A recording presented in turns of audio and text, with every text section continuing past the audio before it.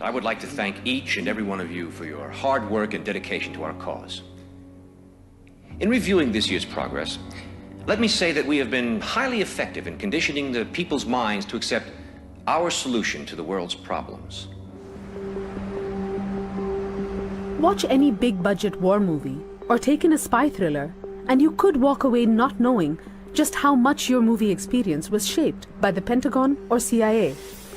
However, a trove of official documents obtained under US Freedom of Information laws and published this year detail the dealings between filmmakers and intelligence officials at Langley, Virginia, the CIA headquarters. As you know, we ourselves do not need to hold any visible office of leadership. As a matter of fact, it's better that we do not. If we control the finances, news media, food, transportation, energy, we control everything. The energy crisis here in the United States was exceptionally successful worldwide, and we expect similar success with our upcoming food shortage. Our labor leaders have made great progress by causing confusion and work stoppages in all areas of the world. Financially, the dollar is being devalued even faster than we could have hoped. Politically, the public has lost total confidence in any form of government. The threat of universal war is a daily possibility. Big tech and the government are the same. Big tech is basically a propagandistic kind of a PR agency for deep state, if you will, deep state, police state, shadow government, whatever you want to call it. And by the way, they've been doing predictive programming in the UK for years based upon things like weather and where you are and basically listening to the sound. So with our World Bank and computer program operational, we now have the capacity to control the financial affairs of every human being on Earth by giving each person his own computer number. Anytime his number is used, we would know his financial situation at once. He could not buy or sell anything without his computer number. It will simplify their lifestyles tremendously. The end result will be a one-world monetary and government system that we alone will control. What about the individuals who refuse to have this number implantation? We expect some minor resistance, especially from highly motivated religious groups. But eventually, hunger will cause even the most zealous to conform to our program. So the idea, it sounds far-fetched, but remember, whenever you see something right there, this is a precursor. This was written a long time ago. And the people who write these stories are basically writing the laws right now and the technology. Gentlemen, I believe that within a year, 2 at the most, our one world government will be a reality. If we continue on our present course, it is my opinion that we could present the devil himself as a world leader, and the people would accept him. And the title of this session, are we ready for a new world order? The world has to overcome not only the damage done to our economies and our societies by COVID-19, it also has to confront the repercussions. We have to uphold our responsibility, which we have towards the next generation. For example, this morning when the topic was on the New World Order, this is something that will touch everybody, and we should all be involved in it, because whether we like it or not, the New World Order will dictate how things go.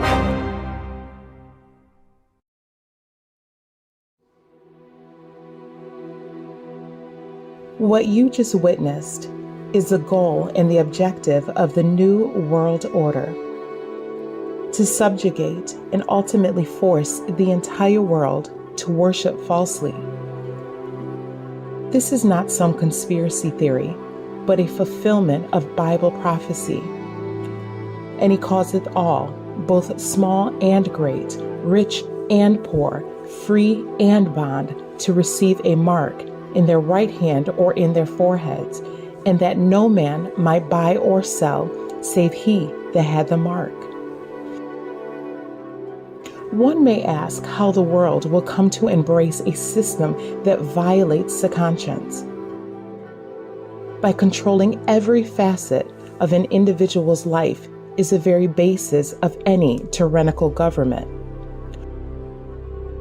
Once an individual is deprived of the basic necessities to sustain life, they will be willing to submit even to the most draconian measures.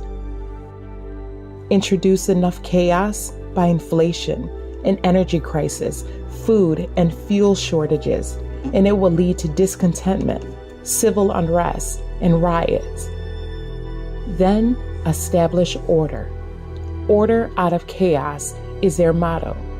Each succeeding crisis building upon another with greater intensity. A pandemic, war, famine, and climate change until finally the world embraces the very solution it once rejected.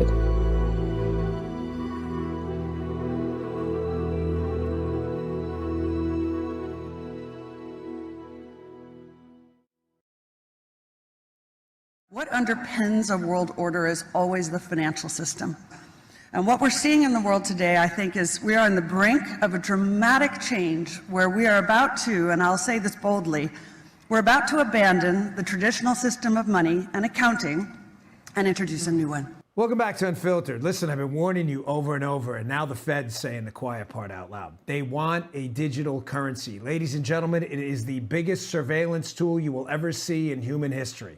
And we're motivated by really what Christine was saying, to look very carefully at the potential costs and benefits of issuing a central bank digital currency here in the United States. Because it is digital, it means the money can be programmed to be spent in any way in which the central bank or the government decides. By programming CBDC, those money can be precisely targeted for what kind of people can own and what kind of use this money can be utilized. One of my particular concerns is the World Economic Forum, because they're talking about implementing a carbon allowance. Now, this means each individual will be given a certain amount of, whether it's credit or whatever it is, carbon that they are allowed to emit. We're developing, through technology, an ability for consumers to measure their own carbon footprint. What does that mean? That's where are they traveling? How are they traveling? What are they eating? What are they consuming on the platform? So, individual carbon footprint tracker. So if I buy too many plane tickets, or if I buy too much meat, because those things are all supposedly very bad for the environment, my money when I go to fill up my car could then be declined. Those transaction data in terms of how many coffee I drink every day, where I buy coffee, do I use Uber every day, and what kind of working hours I have. Those non-traditional data can be very useful for financial service providers to give me a credit score. And based on that credit score, the financial service provider give me a credit line. Again, it really is the most tyrannical form of surveillance we will ever see. When they control the money, they control the world.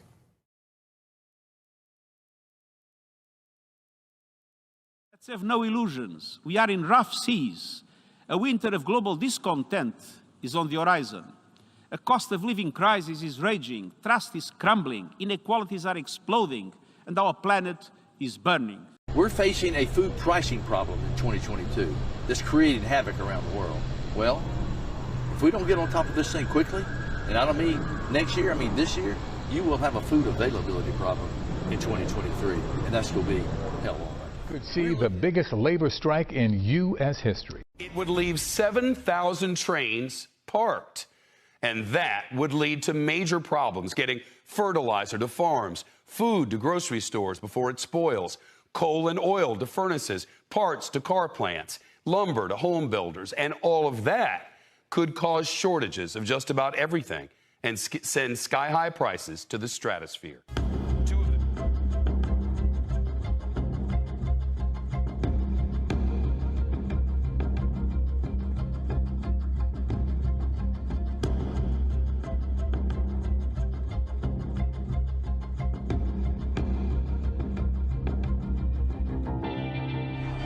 We are in central Colombo, where hundreds of these student protesters are right now making their way towards President Gotabaya Rajapaksa's house. They blame the president and his whole family, really, that have long ruled this country, for destroying its economy, and they want to see them removed from power. But standing in their way are busloads of riot police.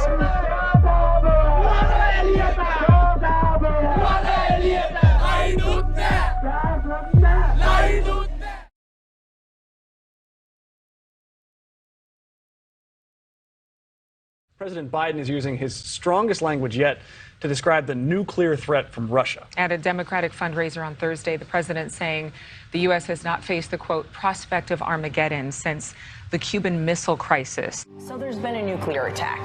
Don't ask me how or why, just know that the big one has hit. New York City officials releasing a PSA on what to do in case of a nuclear attack. Their instructions: get inside, and stay tuned. PSAs like this. В ход пошел и ядерный шантаж. Речь идет не только о поощряемых Западом обстрелах Запорожской атомной электростанции, что грозит атомной катастрофой. Хочу напомнить, что наша страна также располагает различными средствами поражения, а по отдельным компонентам и более современными, чем у стран НАТО. И при угрозе территориальной целостности нашей страны для защиты России и нашего народа мы, безусловно, используем все имеющиеся в нашем распоряжении средства. Это не блеф. Stretching from Iceland to Turkey, the leaders of the 44 European countries are now meeting in Prague. The agenda of the meeting is to build a new order and take a united stand against Russia's war on Ukraine.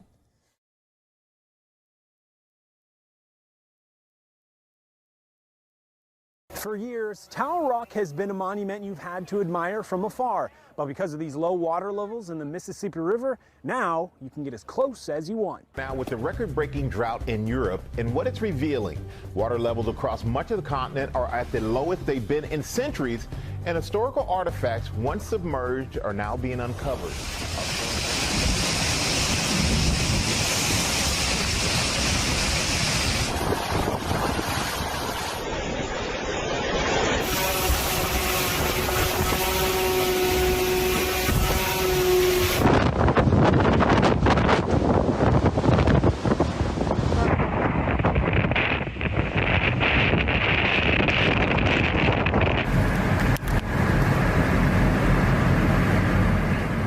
Time. What if we could go back in time, undo what we've done, and start over? I say what if, because that is simply impossible. There's no extra time. This is your chance to step up.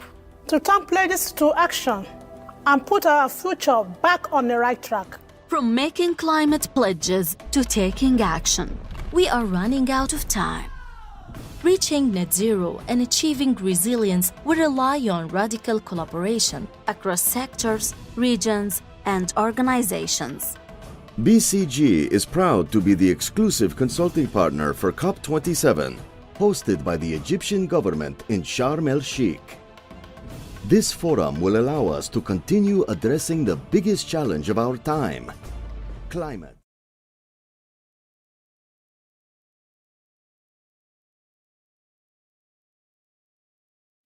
Venuta la sera.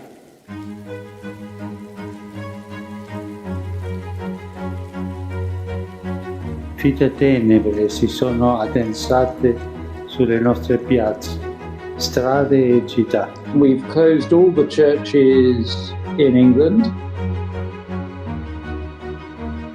for the first time since 1208. These moments are universal. We can no longer pretend that we're an isolated individual just concerned about ourselves. Corona has given this little idea for us to stop and think. Corona is saying all of humanity is one. This is an opportunity to understand our interconnection. Brotherhood of humanity is a scientific fact. Everything is interconnected. Physical and social borders are becoming more and more irrelevant. We're all in this together. Let us be together, exist together. Challenges: can we transform interconnectivity to a connectivity of compassion? Su questa barca ci siamo tutti. Tutti.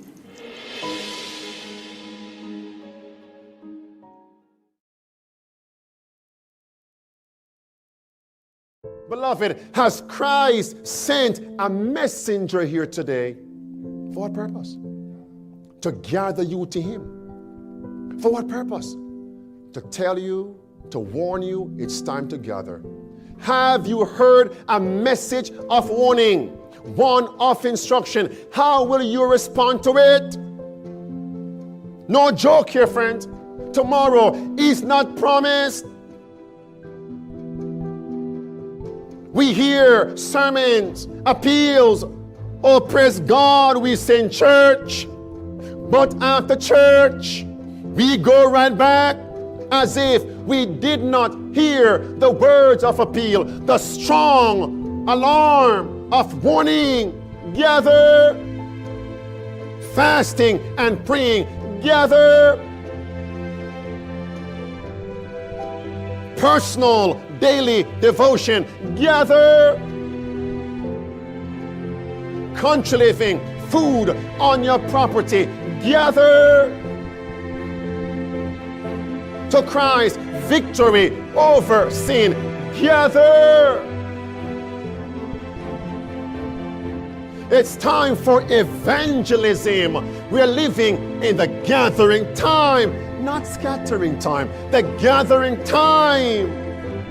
And those who refuse to gather, Christ is going to say in verse 38, behold, your house. Don't let me say it, my friends. Behold, your house. God is talking to you, my friends. Will you reject this message? What time are we living in? The gathering time. It's your final call to gather, your last chance to gather. We're living in the gathering time.